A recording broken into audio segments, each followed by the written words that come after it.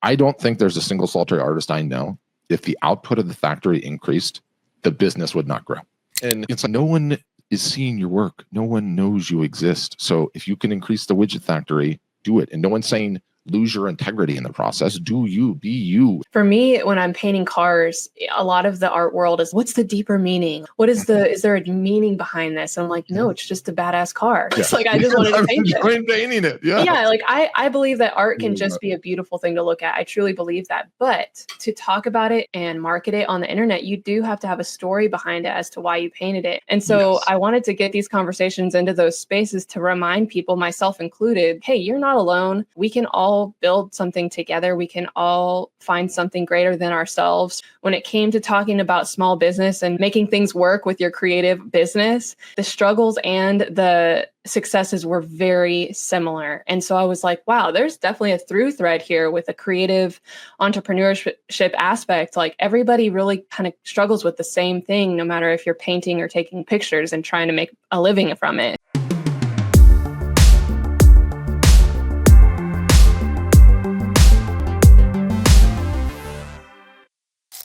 All right, we are back with another edition, the Friday edition of the Art Marketing Podcast. And I'm really excited to, one, have a fellow podcaster on, two, have an artist that specializes in an incredible niche, three, serendipitous timing because she just launched her website.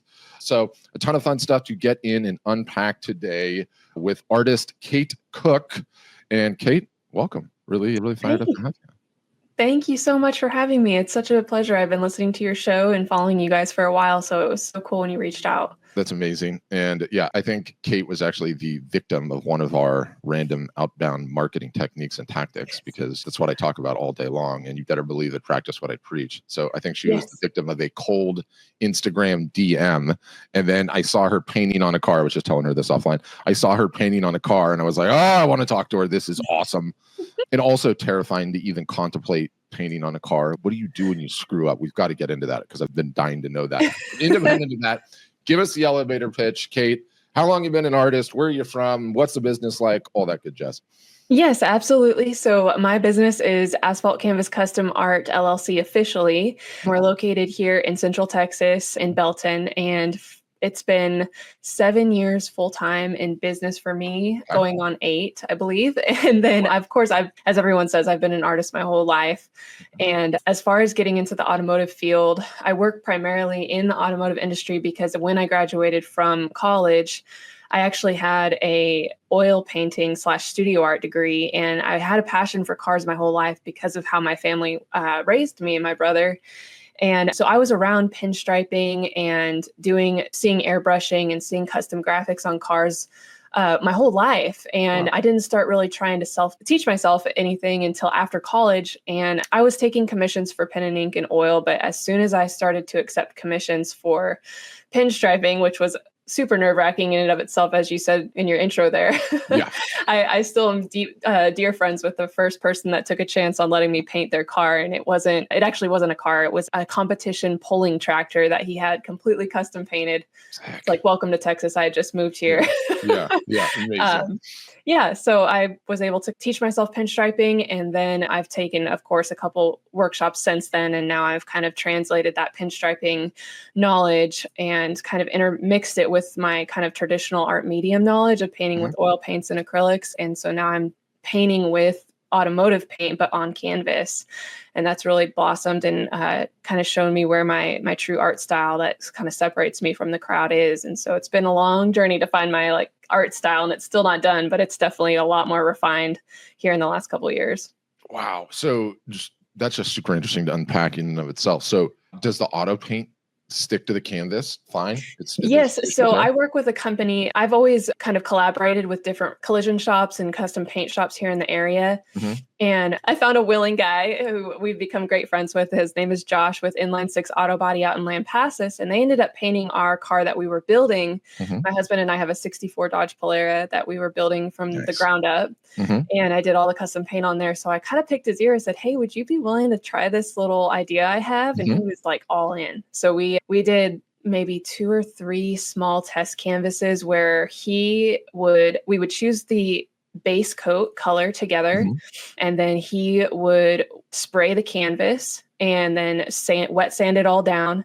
And then Whoa. he brings it to my studio. I do all of the hand painted details on there with a brush, with Mhm. pinstriping brushes and sign painting brushes, and then take it back to his paint booth. And he paints it there with a really thick, high gloss clear coat, So he which kind of clear coats it just encapsulates. a car. Get out. Yeah, yeah. So That's it's cool. insane. So canvas goes into the paint booth, base Yeah. color that you decide on. You Yes. hand paint. Is that also Mhm. with automotive paint? Yes, it's with, I'm so blessed to have a sponsorship by the paint company I use. They're Alpha 6 Automotive Enamels. Alpha 6 Corporation is a company in Detroit. And when they first opened, they were kind of rivaling with the current enamel painting company that's been around for decades called One Shot, which is also a great paint brand. But they've kind of made their place in the industry. And I kind of got in early with them, and they saw the uniqueness of my style. And Mhm. ever since then, now they've collaborated on with a bunch of projects, and now now they sponsor my studio with paint and brushes and all the good things. So I'm Yeah, blessed there. what amazing story that it actually goes in on the clear coat. I guess that's not so far Yeah. off, right? Because all the paper manufacturers have been making coatings for their canvas forever, and you're supposed to coat it But back. yeah, This is just yeah. way easier because it comes out of a spray booth. Yes, definitely. It was kind of a tricky situation because we were worried that with the buoyant, like the bounciness of the canvas, how all the layer, because there's so much paint on these canvases, it was kind of nerve-wracking and there was a couple pieces in the beginning that cracked because we didn't have the right chemical mixture, Blend, so yeah, to yeah, speak. yeah. I don't want to get into the specifics, but it's crazy when you start working with automotive paint, when you're used to working with oil paints.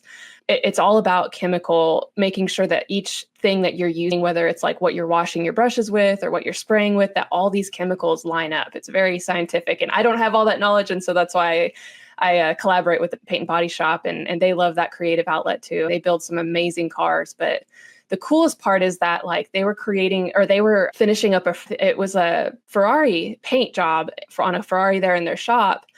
And he said, "Hey, I have some extra paint left over. Would you like to get a canvas sprayed?" And I was like, "Absolutely." And so he sprayed Oh, this God, that's canvas with a amazing. Yeah. factory Lamborghini color.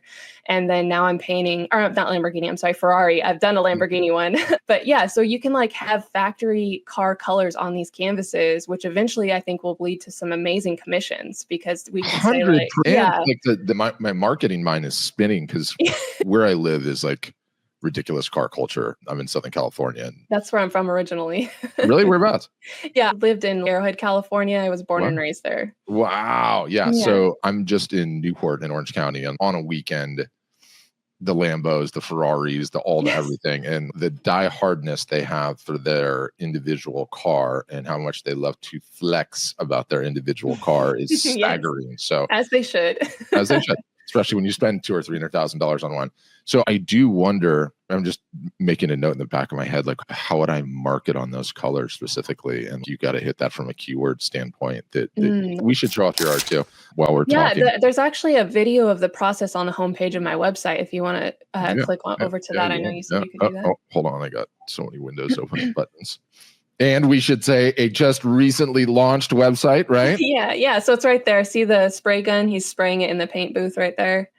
Oh, that's so cool. Yeah, so that's my friend Josh. He's clearing it. And then we have a really great friend, Eiffel Media, who does all of our videos. And so he's actually coming to do the Ferrari one here in a week. So yeah, that's it sprayed out. And the coolest part is in the pink, there's all this metallic flake. And it's just a really cool, it's been, so the thing you see above there, Automotive, that's what I just recently got registered trademark in Texas to kind of clarify my process and make it more official. So it's mine. I love it. And again, like you talk about niches, and do I have the niche? Should I go into a niche? And I looked at your work and everything else, but I think the more that you can penetrate the automotive world, the better. Just because they spend so much money and they have so much money, and it's like now that you've got this unique thing, I wonder too. Like I interviewed a couple of podcasts back this total anomaly, okay, and his name's Craig Black, and he's I just listened to him. Yeah, Yes. so that's wild, his approach, right? Like I've never heard of an approach like that where, okay, I'm just going to get started with my business. I'm not going to do any monkey around marketing and say, okay, spray and pray, throw some stuff up, hope people find me. He just went directly after the whales. And I feel like with this branding and this notion, Do you just go right after Lamborghini, right after Ferrari, right after McLaren, right after and say, I have got your unique paint color here? Do you want to do it? You should, because they have some, like it's worth to fire some arrows, I think, in that direction, which is awesome. But so tell me about the business up till now, because you just launched a website. So is the actual your art on prints the newest aspect of the business? And before, was it like primarily service based before then? Just to clarify, I did have a really wonderful website prior to the one you're showing here on the screen, but about 3 weeks ago, it actually got hacked and crashed. And and so it was a long process of transferring all of it over, but it was definitely a lemonade out of lemon situation, because I just love this new site and how it represents my work. I love. But yeah, my business is primarily commission based. It's been that way since before I had a website. I've been a commission artist my entire career. That's where I have been able to sustain like a full-time studio. But here recently, with this new automotive art that I'm trying to promote, that's going to be more like a fine art collection setup. And so you were just showing one of the series I did. She's Been Everywhere, Man was my first kind of launch. So I'm not going to sing, but it's definitely sing, please sing. Yeah. But yeah, so I'm trying to reach more into I love the idea of combining like the automotive industry with the fine art industry. And it's always been kind of two separate things. And I know a lot of wonderful actual pinstripers that deserve to be in galleries. And I think that there's been a little bit more of a good transfer between the two formats, where we're starting to see pinstriping and automotive art in galleries. And I think that's wonderful. And I want to continue forward with that concept. And so creating these collections like the high gloss piece that you just showed the video of. And I have a couple other collections that are more geared fine art, but still automotive, in the automotive thread. For sure. And it's so funny and it's interesting because a bunch of people are asking, is this a really expensive process? So we should talk about that for a second. But I think yes. one of the things I've always obsessed about is creating the product with the end destination in mind. Right. And I get so much static from my company because I created this concept of the bathroom art sale. Okay. And okay. So the design with the end and I have somewhere I'm going with this tangent, but I think I'm following. Designed with the end in mind, right? Okay. Not here's a product, buy this beautiful product and put it in your home. This is a sale specifically for art that is going to go into your bathroom. And what is a bathroom? Small walls, smaller pieces, sometimes series stacked on top. And so I had my customers run this over the years a couple of times. And then it got kind of a bad rap from the sales guys that are trying to get new people to sign up. So it kind of disappeared. But, you're having a shitty sale this weekend, the bathroom art sale. But it actually was really effective for some customers because you're not just having a buy my stuff. It's, hey, your bathroom sucks. You want to dial it up. Here's some pieces, they're on sale, right? And so it's a great way to do something different and targeted. You, in the art you create, what's unique about it is you have access to wall space most people don't. You know where it is? Where? In the garage. Yeah, absolutely. In the garage. For anyone turning wrenches that loves their garage, it has a man cave, and you should really play into that too. There should be a man cave sale, and a dial up the garage sale, and a grease monkey sale, or whatever the case is. And I want to see photos of your stuff on garage walls when people are wrenching on whatever. It's like most artists don't stand a chance of getting into the garage, and a lot of times that's empty wall space. So some food for thought. It's funny because one of my highest promoted pins, or my highest ranking pins on Pinterest, was a pin that I did with that pink painting that you just showed, and it said "Not your husband's man cave art" on the top. I love that. I love that. And it was because as an automotive artist and pinstriper, I have had my artwork hanging in garages almost primarily. And where I found that the issue is the sustainability of selling to the lower end clients for original work like that can only go so far, which if you're okay with that's okay. But where I'm at now is I'm trying to level up into this next area. And like I said, get onto gallery walls rather than being in the garage. But I however, on my Instagram, there's a safe that I just did, and his garage was not like your average garage. Yeah, we got to pull that up. No, his is not. Yeah, so I've had the privilege of painting in some absolute, like what my dad calls garage mahals, like just absolutely beautiful spaces. I love your dad. I'd have a very dad garage mahal. It's probably this is probably you guys a little bit small to see just the picture of Instagram. See if we can get a bigger one of it. But I Yeah, love the this video. work. And you did gold leaf on this thing? And, The whole jam, yep. He had a very specific vision for this safe. It was actually a custom built safe, which it brought its own amazing opportunity because this mhm. safe company is just in Waco, and they Yeah. build vaults and safes from scratch. So I actually would love to have them on my podcast because it's all about craftsmanship. But yeah, so he had it custom made, and then he showed me around. He had a lounge area. He was very much a collector of fine art and sculpture, and so we kind of played into the cars that he had there that he had collected. And as far as colors, he had gray marble floors and off-white walls and very industrial leather, Mhm. Western, kind of modern. So we just played into all of that. And in addition to that, he told me a story of the name of his previous ranch that he and his wife lived on. And it was called the Dark Horse Ranch, I think it Mhm. said. And so we played up that story, which is what I love to do. I love to take people's stories and their kind of like their legacy and translate it into art. That's kind of my thing. I can immediately, I originally wanted to be a storyboard artist. So I feel like my talent is kind of encapsulated in this area where if somebody tells me a story with words, I can visually understand it and create a couple thumbnail sketches almost immediately. Yeah. And I think that's where my success has come as a commission artist and painting on people's cars and things like that. I love it. There's no one way to make it as an artist. Like I've interviewed so many and we have 12,000 customers. And so I've gotten to know a bunch of them really well. And it's so fascinating to hear all the various different ways that you make it happen. And, Mm-hmm. and it's so hard to make it happen that any way you can make it happen is a great way to make it happen. I did appreciate what you said after going after the high end of the market too, because I think there's a ton of wisdom in that, of course. Mm-hmm. But Thank I you. don't think it's mutually exclusive. I think you can do both.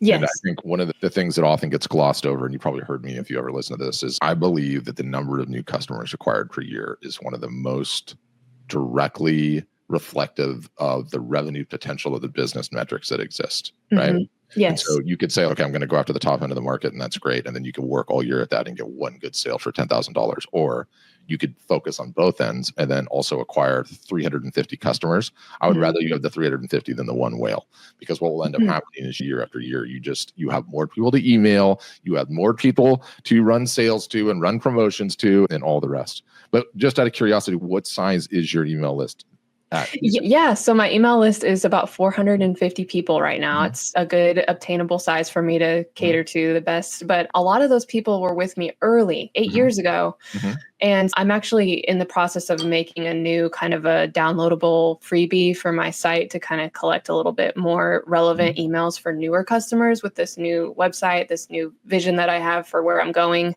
Mhm. So it is kind of a little bit stagnant, but I did send out an email right before I transferred my website and it was like, is anybody there?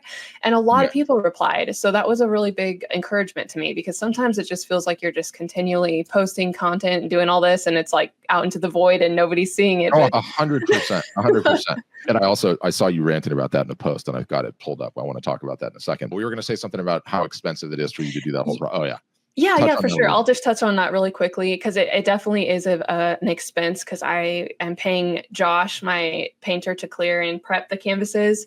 A lot of the times we do a lot of trade work, and I've done that throughout my whole company with videography and photography. It's a lot of trade work, but I have a painting on my easel right now. I don't know if you can see it, but it's like about Yeah. 4.5 to 5 feet wide and Mhm. tall, and just to get the Ferrari coloring on the background of that canvas is cost me $250. Whoa. Yeah, so it's a huge investment, but if my end goal is if I'm breaking down the goals from the end and moving this way backwards, that makes sense to me. It's a worthwhile investment and I'm able to do some trade work to have have a videographer come out and do a really cool video for us on this when I'm done.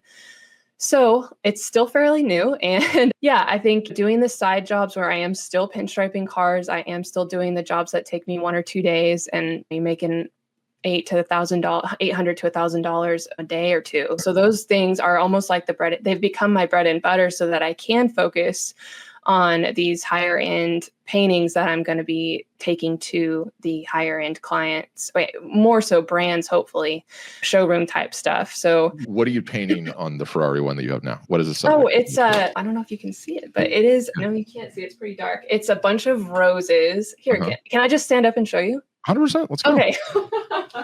It's huge, so give me just a minute. Okay. Let me see. So this is the God, one that has the like sheen on it already is insane. yeah. So it has a background with the background is the Ferrari color. Mhm. There we go, kind of see it. It's a black color that has a gold metal flake in it. And then where it's shining is the enamel paint that I've all hand painted. Mhm. And so it has all these different roses. And this is a really, forgive me for not remembering the name of this car, but it is a very sought after Ferrari that has been known to win a lot of high-end like Le Mans racing and stuff like that. So Le Mans. But yeah. God, I have such a, I'm not going to be able to come off. I'm going to end up thinking about this all weekend, but here's where my mind is. I just got to get this out. So you have a direct connection on the newest paint colors that come out from these cars, classic and new. Yeah. You lean all into those. You create the original.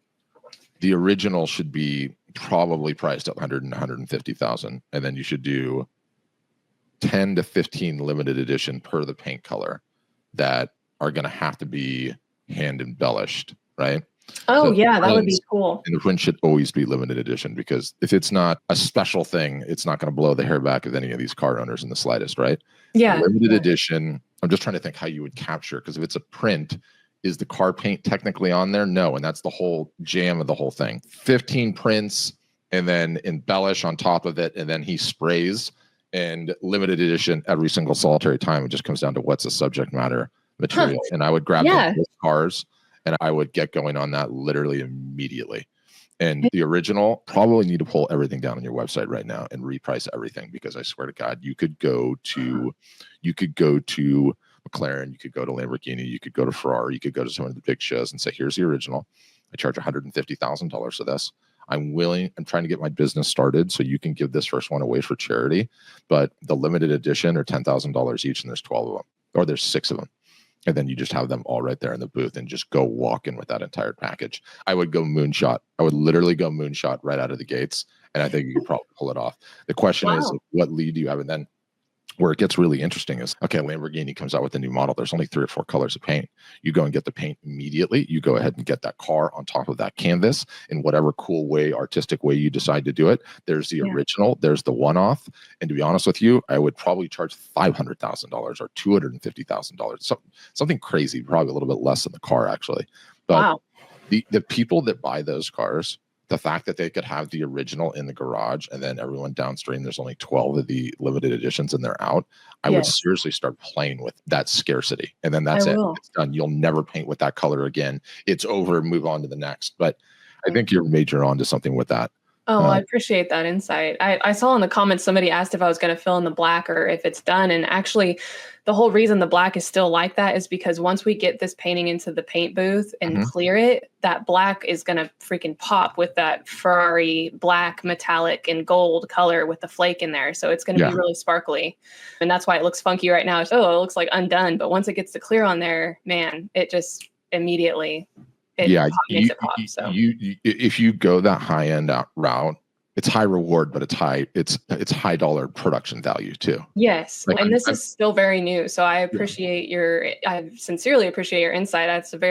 It's confirming some of the thoughts that I had in my head. It's just, all of it just comes together because it's so unique. The colors are so unique. They have the built-in audience. They have the built-in audience that's really small, but really high net worth and are fanatics. Like here in town, we constantly make fun of, if you're one of these guys, I'm sorry, but look, you bought the Ferrari, okay?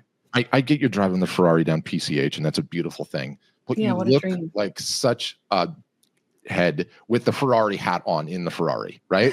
Why are you doing that? They do it all the time, too. They do you can't wear the band t-shirt. You own the car. Everyone knows you own the car. It's beautiful. You don't need to wear the hat while you're driving the car. Yes. Right? But it's like they'll buy anything just to associate with that. God, I think you're onto something with that. Well, either way, whether you approach the manufacturers, the dealer, or whatever, and that could be another thing too. Walk into any of those dealerships, and my goodness, I would actually jettison everything else and go all in on that until it hit. Because if you hit that, you realize what you got there. It's just a big thing, and that's absolutely the goal. It's just funding that goal and making the work in the midterm. I would 100%. Be able to knock these out so quickly if I had. I'm also a mom of a 2-year-old, so I only have 3 to 4 hours a day. And I get it. I would love to knock these out and get them into the hands of people as soon as possible. Yeah, but I really that angle, and it's like I said, I'll just keep thinking about it. You would have to go so high end on the video, like The paint comes into the shop. The Lamborghini logo is on it. You film that entire thing. Craig Black is just follow that guy's inspiration, right? Yeah. Oh, well, And absolutely. Yeah. yeah, we have another customer who's been on the podcast a couple of times. He does a really good job of like branding himself as super high end. Jonah Allen, have you seen any of his stuff? I have not, but I'm learning the importance of the brand. The branding yourself high end is almost more important than the artwork you're making. In certain situations, right? Yeah. And It has again, to be good artwork, don't get me wrong, but unless you're like presenting it professionally, and you can only present it to the clients that are gonna. I've just learned that it's worth spending the money to get the videographer in. It's worth 100%. getting the money to get the photographer in that knows what they're doing. They understand from a different perspective. And even it's good to have somebody that's not an artist come in and look at it and be like, this is a way cool angle on it. It's something that you wouldn't think of otherwise. 100%. And it's like, you need to hire someone that first of all can get access to the car. Yes. Do some film of the car. And then I want to see the paint coming into, like, you have such a story, right? I want to see the actual paint. I want someone like walking with a velvet pillow and the Lamborghini paint is on it, like delivering it to the guy in the booth. And then he's spraying the canvas. And then that gets all wrapped up, white gloved like they would. You have such a high end thing there. Anyway. Okay. Yes. Thank you. Thank you for all that. Enough of that tangent. Let's get into the podcast. Tell me what was the raison d'etre of the podcast? How long have you had it going on? All those things. Yes. Okay. So the podcast stemmed from my business as an artist and talking to people in the industry, mostly in the automotive industry, because a lot of those guys that are doing custom paint, they also know how to build cars. They also know they're just natural fixers. They're natural craftsmen. And in addition to that, we really started talking about business, and it just started to make sense to me that no matter who I was talking to at these like trade show situations, whether they were doing chain stitching on a jacket or building a car, when it came to talking about small business and making things work with your creative business, our like the struggles and the successes were very similar. And so I was like, wow, there's definitely a through thread here with a creative entrepreneurship aspect. Like everybody really kind of struggles with the same thing, no matter if you're painting or taking pictures and trying to make a living from it. For sure. And then in addition to that, there was a little bit of me wanting to share more of like my faith in my business. And I was just noticing that these conversations almost every single time correlated or started moving and winding into talking about faith. And for me, I'm a Christian and we were talking about God, but there was other conversations where people would start talking about what they believe in and how it's helped them through tough situations in their business. And I started to think there has got to be a way to do this, get these conversations out into the world to make all of these people that are working in their garages and their studio spaces mostly alone. Like being a creative entrepreneur is primarily a solo endeavor. And so I wanted to get these conversations into those spaces to remind people, myself included, hey, you're not alone. Like we can all build something together. We can all find something greater than ourselves. For me, it's God to trust in. And so this is kind of all of that wrapped in one. And yeah, the hands, head, and heart is kind of where I lead the conversation. So I'll have a craftsman come on or an artisan come on, and we kind of talk about the hands, head, and heart. So the art, the business, and the belief behind said craftsman. And we started with that last year in the very beginning of the year, and we finished 10 episodes, interview style episodes, very long form, 1 to 2 hours. Do you bring everyone to you, or are you going to them, or how are you doing that? Long-term goal is to go to them with a videographer and actually film their work in their studio and interview them and have a full YouTube channel based off that. Unfortunately, right now, it's just, I've been able to learn by the seat of my pants how to create YouTube videos where they've got like the slide of their work is coming through on the YouTube video as they're talking about it. We do videos of the workspace. And then this year, I just launched a small mini series within that podcast called The Artisan Edge. And that's kind of where I've taken this blog that I've had for years talking about art, business, and belief, and I've translated it into podcast format. And I'm hoping that's going to help more creative entrepreneurs with basic things like what your website should have, or a different perspective on money making, or mastering your craft versus mastering your business. And so these are like little 15-minute episodes that it's just me on the podcast. And these are very new. I only have one up right now, but I'm enjoying it. It's a lot of work, but I think it's going to be worth it. And once I can record 4 or 5 in one sitting and then get them spaced out, it's going to be wonderful. No, I love it. Look, the production value on this thing's already higher than mine. I gotta get in gear here. You're too kind. Thank you. Yeah, which is absolutely great. And I loved what you said about faith too. And I was like, can I ask you a personal question, Kate? Do you Yes. aspire to live quietly, to mind your own affairs? Yeah. You Yeah. know where I'm going with this?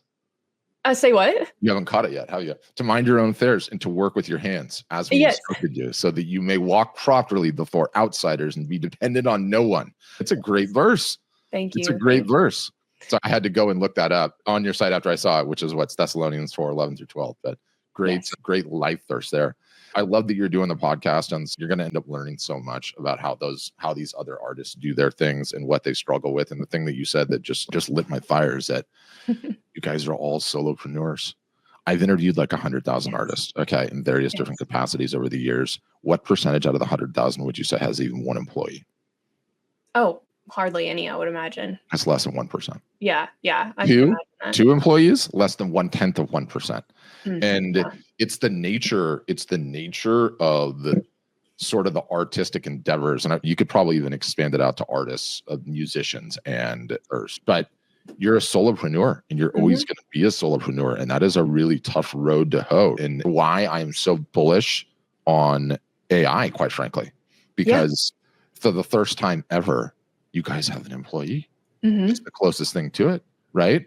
And it's, if you can figure out how to start putting that thing to work for you and how it can increase your output, you're going to win. And you have multiple bites at the apple like that, by the way, with the podcast as well. I'll have to teach you some tricks on that. But give me your quick rundown. I've used AI once. I tried it. I liked it. My husband uses it. We don't use it. What's the use case in the Cook household? Yes. So I'll be completely honest. I was so anti-AI everything when it first came out, and I'm still very leery of it. But with full transparency, I'll tell you that I could have not done this website rebrand without it. And I have started to fully implement it with all of my podcast outlines, every email that I write, all my blogs. It's it has truly become an assistant. My husband and I jokingly call it George, because we're just like, hey, you should ask George about that. It's so stupid, but no, it's great. It's definitely, I took a class early this year. It was a business for artist class, and she really opened my eyes to the idea of ChatGPT being a tool rather than something that just steals everything. It's just a tool. It is truly just a tool. I still have a lot of negative thoughts around the artwork creation with AI, but for actual descriptions, for words, those like business plans, finding your ideal audience. I've done a lot of YouTube research about like different things you can plug in to help you prompts. And those prompts have it's changed and refined my vision for this company 100%. Yes. It is Listen ultimately to Kate, God doing everyone. all the Listen good to Kate.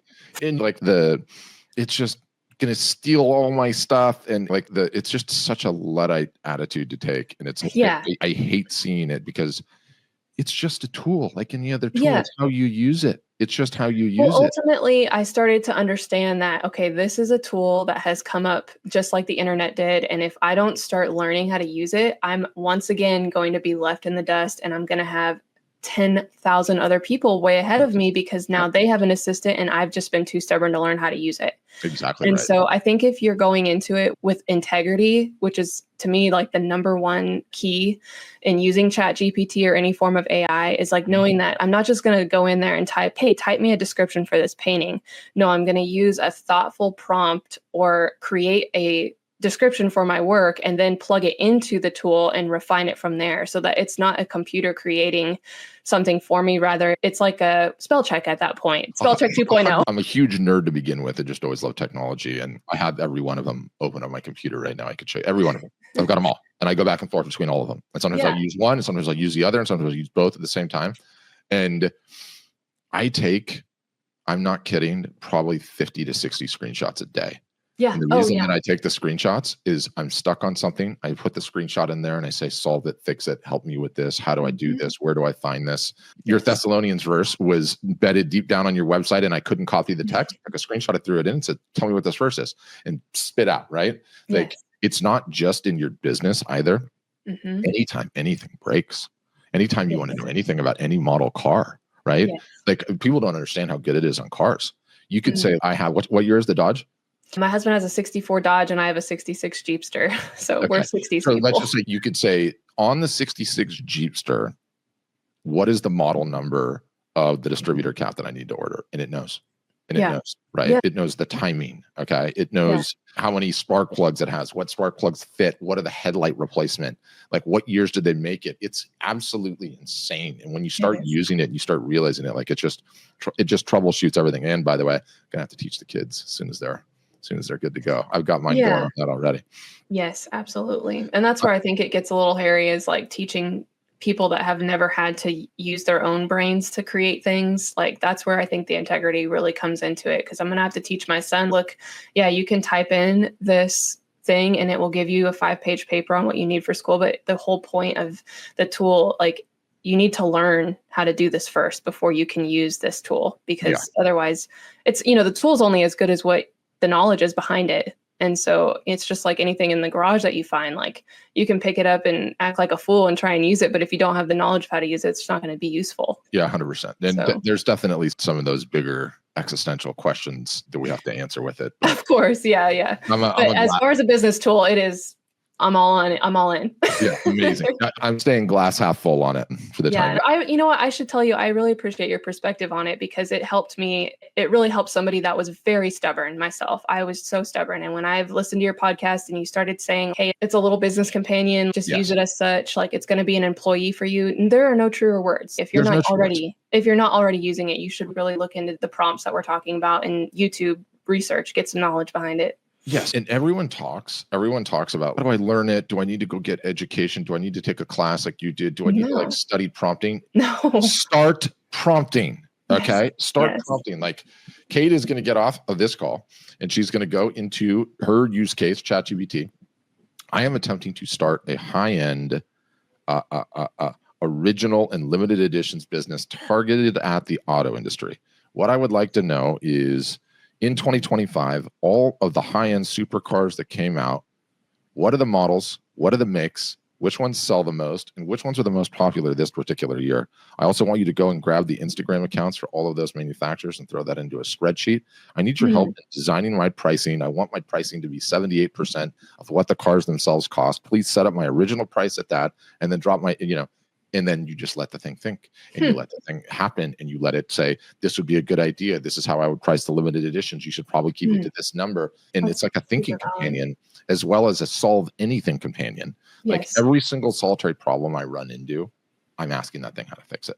Problem with my phone, problem with the computer. My short rib braised sauce is not quite to the level that I like. How can I add some umami? Like, how do I cook this? Like cooking everything. Just go and ask it. You're so much faster. And why I get so fired up about it, independent of my own like personal use cases and how much I like it, every single solitary artist and photographer, it is quite literally the greatest thing for them in the history of mankind. It really is. It is the chicken and the egg. If I could just get an employee, I would end up making so much more money, but I can't get an employee because I'm not making enough money to hire one. Here's one. They don't require anything. Okay. They're ready to work 24 hours a day. It just comes down to you talking about what you want to do with it and fighting through some of those initial quitting points where you're like, this answer sucked. It's better if I just write it myself. It's not. Let it start you and let it like get things done. And I constantly use the assembly line analogy because I think it's so important, right? Everything that Kate Cook does, all the work that she creates, all the social media posts that she does, all the emails that she sends, everything she gets up on her website, the phone calls, the text messages, all of that is the assembly line of your business, the factory that is your business. And at the end of the day, however many hours a day you have to work on this and do everything, the podcast you create, whatever comes out as the GDP of the Kate Cook Industries, okay? And what do most artists do? They do the best that they can. And there's so many widgets that come off that assembly line in a day. Then you start putting some robots on the assembly line, and instead of 10 units in a day, 15 came out. And then a month later, you're even better, and 25 widgets came out. And maybe they're not all perfect, but you know what? They're out there. And then you learn more things, and then you go back and you refine the factory. And all of a sudden, like, I don't think there's a single solitary artist I know, if the output of the factory increased, the business would not grow. That's it. Oh, yeah. What are we talking about? And for sure. It's like no one is seeing your work. No one knows you exist. So if you can increase the widget factory, do it. And no one's saying lose your integrity in the process. Do you, be you. Yeah. And for me, it was like, I'm thinking about something that it really helped me with outside of the practical, like email, scheduling, writing, all the things. For me, when I'm painting cars, a lot of the art world is, what's the deeper meaning? What is is there a meaning behind this? And I'm like, no, it's just a badass car. It's like, I just wanted to paint it. I'm painting it. Yeah. Yeah. Like I believe that art can just be a beautiful thing to look at. I truly believe that. But to talk about it and market it on the internet, you do have to have a story behind it as to why you painted it. And ultimately, like, there was a story behind this Ferrari one where I saw this Ferrari in person and it reminded me of a rose. And so I found a prompt through someone I follow on YouTube, and I put that in, and then helped me create like a description for it that was in like a story brand format, something that would be able to be sold as a story, because people buy story, they connect to story, and 100%. and so that has been hugely beneficial to me. Something that I would have been like, look at this painting with red roses and cars, has transformed into this beautiful story that I can now write blogs about. I can talk about through email. So it's been very helpful in that format. It's truly been life-changing for me, and I can't wait to really utilize it more. Yes. And we'll continue to be, and definitely start playing with the voice. The voice is everything. Oh gosh. Okay. Have you done that yet? No, I haven't yet.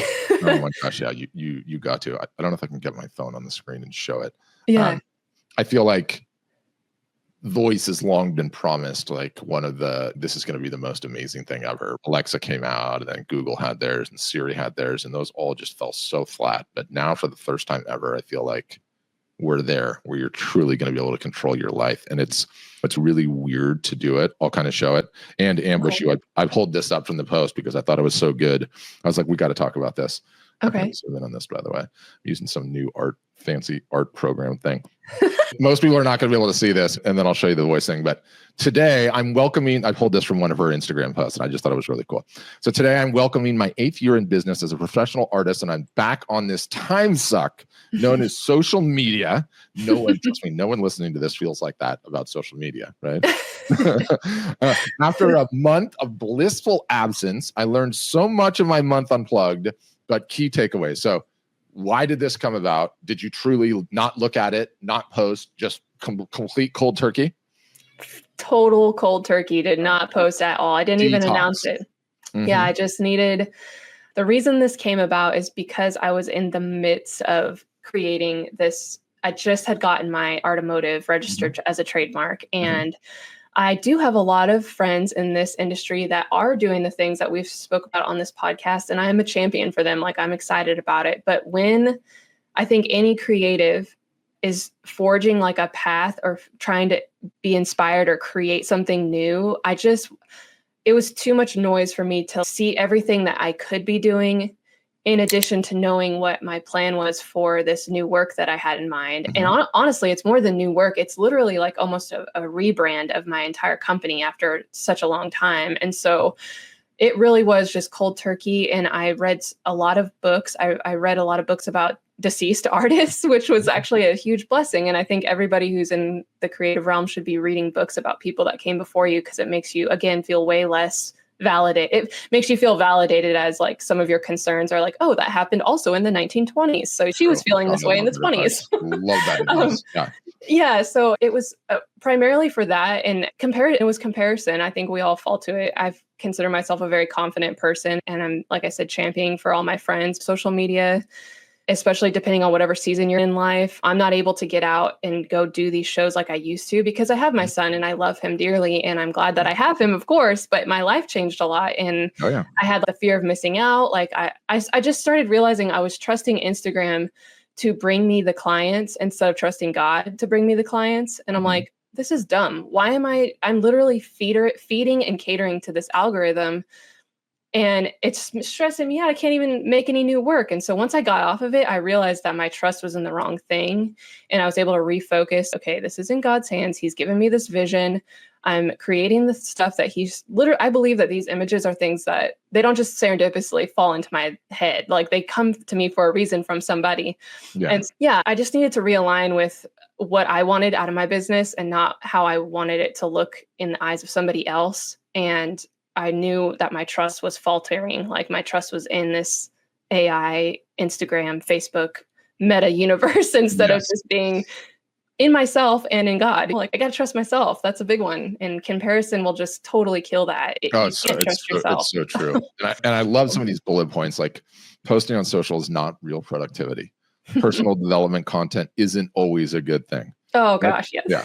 When I took social media off my phone, I actually became social. I love that one. Yes. The comparison is that's cancer. It's so bad. It's so hard to avoid, but it's so bad. Yes. Creativity thrives in those in-between moments where most of us would be checking our phones. That one to me is like such it hits on so many levels, and it's go outside somewhere where there's a lot of people and specifically do not look at your phone and just sit and observe humans, and everyone is on it all day long. Now, part of me becomes opportunistic because I'm a marketer, and it's okay. I know I need to get their attention. I know where I need to exactly. I'm exactly the same way. I'm like constantly thinking of new ways to like help market my work to people. But even in that time that I sat without my phone, I have a full like 3 pages worth of ideas for collections. Yeah. And it's wow. I was thinking the whole time, if I'm scrolling on Instagram, that is where I was getting inspiration for collections. But no, it was being quiet with my own thoughts and redirecting my focus to myself and who I believe in and who I trust. And so it was life-changing. I'm not going to lie. I truly would not have Instagram if I was not a business owner. But it's such a double-edged sword because I absolutely love it too. I love social media and the way to make money as a mom. I can make money doing this, being a stay-at-home mom because of Instagram and social media. So it's a double-edged sword. And I think it's a double-edged, 100%. It's a double-edged sword. The one line that like really jumped out at me too is there's magic in the mundane if you look for it. I read a ton too. I've got a book for you and you should read it. And it's amazing. Okay. And I love it. It's called The Comfort Crisis. Okay. It's by Michael Easter. Okay, I'm writing this down. Yeah, and it just goes along with the phone thing, but he's an incredible writer, period. And you'll see the reviews in the book. It's insane. Everyone loves it. It's amazing. But the too long didn't read it version is life has gotten so comfortable for us as a species that we're missing out on all these things, and it's actually bad for us. We're meant to suffer a little bit and this and that. And one of the lines that he says is that he went on this reindeer hunt in Alaska where they literally got dropped in the middle of nowhere, him and 2 other guys hunting.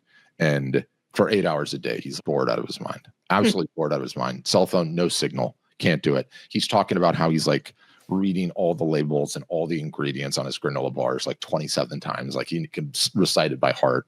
And he's, for the first time in my life, I was so insanely bored. And then it just kept going further and further.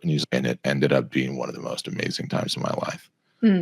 We're meant to be bored. We're meant to have boredom. There's incredible things that come out when we are boredom. But now in this 24/7 switched on, there's always a screen. You can always get those inputs. Your mind can be racing all the time. Your mind doesn't get a chance to rest. It doesn't get a chance to be creative. And you're not 100% into this zone yet. But let me tell you, the temptation to give that guy a screen or for him to get a screen, your son, and spend too much time on a screen. I look at it all the time. And then your kids are going to come to you, or at least me, especially after reading this book. Dad, I'm bored. And then a part of me is, okay, I got to do something as a dad to entertain him. And then part of me is, no, you're supposed to be bored. Go outside and figure something out. You and your brother can fight. You can paint. You can dig holes. I don't care, but get outside and go be bored. Like it's a part of life. But I'm dying for you to read that book. And then I'm dying for you to teach you some tricks too. I'm all ears. We'll have to do that offline, but I can like when you see the workflow, oh my God. Yeah, I would love to. The AI transcribes the episode. The AI writes the description. The AI writes all the timestamps. The AI writes all of the hooks. All of it's done in seconds. Then I send the video up to get clipped. All those clipped videos come down with subtitles. That's what all your social media is. So I'm going to give you my tech stack and show you all the tricks. But loved this interview. Incredible. I cannot wait to see you bragging about the $250,000 original one-of-one Lamborghini Gallardo turbo whatever. I really think you have something on that, and I cannot wait to see where it goes. In the show notes, I will include your website, a link to the podcast, a link to your Instagram. What else?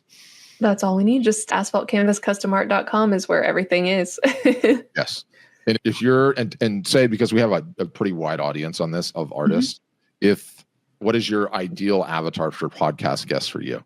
You should. Oh man, good question. Creative entrepreneurs They do not have to, you do not have to be a Christian to listen to the podcast. We'd only touch on that very briefly, but if that's you as well, then that's wonderful. But creative entrepreneurs in any medium or craft, we've interviewed people from from metal workers, fabricators, to jewelers, to painters, to photographers. And the goal is to continue forward with that. I have a very exciting interview next month. And yeah, just creative entrepreneurship is what we really touch on. And like that, we're not the Instagram ad that you see where it says make a $7,000 income overnight while you sleep. It's the real pitfalls and the real high mountaintops of what it really is like to do this for a living. So what she's saying in a nutshell, secret Facebook ads formula to have you working 3 hours a week, not Kate, not Kate. The bloody fingernails, 8-hour days, underappreciated, overworked, barely making it, but getting some progress. That's Sold. Sold. Yeah, love it. Yeah. Love it. One thing you should give me is if there was one show and only one show only of what you've put out so far that we could show to people, give me that link and then we'll put that in the show notes. It's always a good idea. Okay. As far as the episode goes? Whatever one you like the best that you think applies to most people, because we'll just throw it in there. People click. Yeah, we can just do my recent one. It's Laura Velasco silversmithing. She's an Alaskan silversmith. It's episode 13. And that is actually the first episode that I used AI to get the show note stamps and kind of refine my intro for the podcast in the show notes. So it's a good example of a great video, a great audio, and great show notes that you can really get a good taste of how the rest of the season's going to go. Amazing. Love it. Thank you so much for the time today. And everybody, thanks for watching. Go and give Kate a follow. Yes, please. Thank you. Everything, all the things will be in the show notes. And everybody, happy Friday. Thanks for listening. Have a great Happy Friday. We made it. Which is an important thing. Yes. All right. I've got to end all these things.